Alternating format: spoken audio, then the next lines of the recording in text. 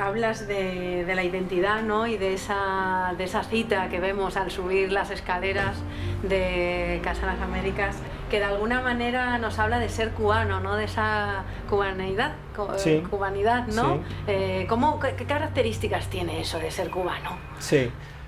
Bueno, a ver, yo creo que, y además la pregunta es muy interesante cuando hablamos desde la Casa de las Américas, porque la Casa de las Américas o la labor de la Casa también ha entendido, y por lo menos es una percepción que yo comparto, un lugar que, si bien hay determinadas dinámicas desde el punto de vista nacional, de identidad nacional, hay una historia compartida, hay problemas compartidos y hay un lugar que tiene Cuba que se inserta dentro del espacio nuestroamericano. Y en ese sentido, parte de esa cubanidad pasa por José Martí, pasa por entender el lugar de José Martí y la manera en que José Martí, reivindicando el derecho de los cubanos a tener patria, a ser independientes, lo hace conectado con cómo se manifestaba ese mismo derecho en nuestras tierras de América. Entonces yo creo que en primer lugar te diría que ser cubano es, sobre todas las cosas, no sentirse desconectado de todo lo que pasa en nuestra región, de nuestra condición también caribeña, de nuestra condición insular, de nuestra condición nuestroamericana. Ese sería un punto que me parece importante. En segundo lugar, reconocernos. Hay una imagen de Cuba que a veces la presenta mucho más monolítica de lo que realmente es. Y bueno, ustedes han tenido la oportunidad de caminar por las calles, de ver lo que pasa en la capital, lo que pasa en otras provincias del país, en otros municipios, y se dan cuenta que es muy difícil. O sea, uno puede definir determinadas características comunes, pero siempre también hay que tener un poco, o uno se cuida de folclorizar esas características comunes. O sea, de asumir que somos de una manera y que solamente se puede presentar ahí. También hay muchos mitos con respecto a eso, ¿no? En el sentido de lo que se divulga, de que es la salsa, el son, el ron, el tabaco, que sí, también eso forma parte de nuestra cultura, y lo forma sobre todo porque cada una de esas cosas que se presentan como productos en realidad lleva el trabajo, las tradiciones de mucha gente. O sea, detrás de esas cosas hay mucha gente que también son los que viven el sentido de ser cubano. Pero también vamos más allá de eso. Y en ese sentido hay cuestiones que tienen que ver con la solidaridad, tienen que ver con el lugar que ocupa Cuba muchas veces como cruce de fronteras. En qué momentos ese lugar de Cuba como cruce de fronteras se ha achicado un poco y otras veces se ha ampliado. Y ya te decía, hay quien definía a Cuba como una mezcla, como un ajiaco, como la cocción de muchas cosas. Y yo diría que sí, que es el resultado de muchas cosas que se han incorporado y que se han hecho muy propias.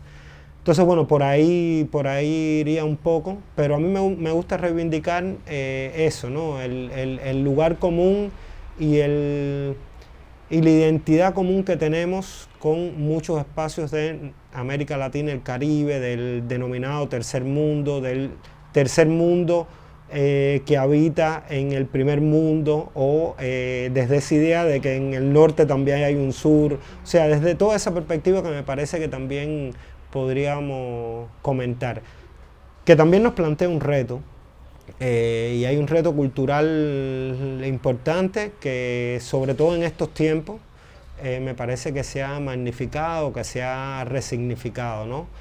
Y es que en ocasiones uno percibe que culturalmente, como parte de la batalla que se está dando, hay determinados elementos en las percepciones de la gente que se alejan un poco de esa identificación con esos sectores que te mencionaba, con esas áreas geográficas que te mencionaba, y que miran más hacia otro lugar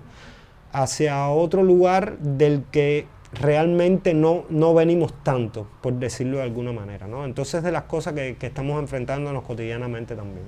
escuchándote y también de cualquier latinoamericano y de los amigos del proceso, ¿no? Que viven en otras latitudes desde la solidaridad. Que sí que hay una especie de temor, ¿no?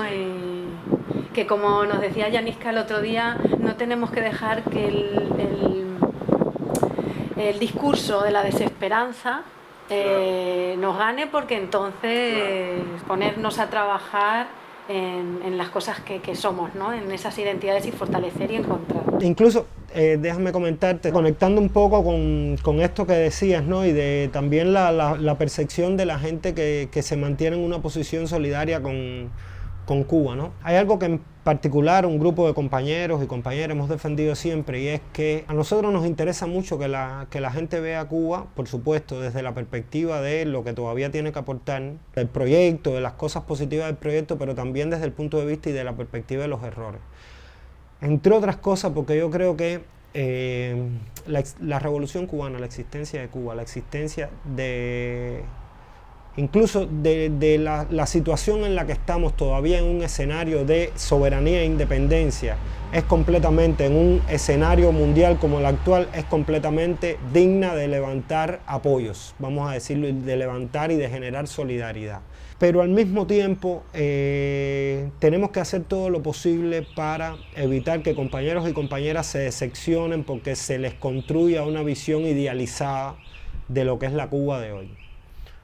O sea, Cuba tiene suficientes problemas, tiene una cantidad tremenda de problemas, de dificultades, pero incluso nosotros como cubanos diríamos, pero eso no quita que haya la necesidad de pedirles que nos sigan siendo solidarios y que nos sigan apoyando. Al contrario, yo creo que en la medida en que se conozcan también esas limitaciones y esos problemas, son argumentos también para que nos sigan apoyando. Te lo digo porque a veces me he encontrado con personas que tienen una visión idealizada de lo que es en el escenario actual, el proyecto cubano, la sociedad cubana, y de momento la reacción que tienen es, pero yo no sabía que pasaban cosas como esa, yo no sabía que existían esos problemas. Sí, tenemos determinados problemas, ¿no? Y al contrario, lo que hacemos es decirte, mira, nosotros asumimos como compromiso la solidaridad internacional.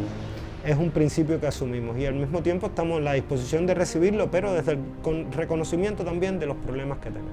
Entonces, bueno, era una cosita que me parecía importante porque creo que es bueno, ¿no? También, por lo menos como lo entendemos buena parte de los compañeros, las compañeras, y como lo entiendo yo también.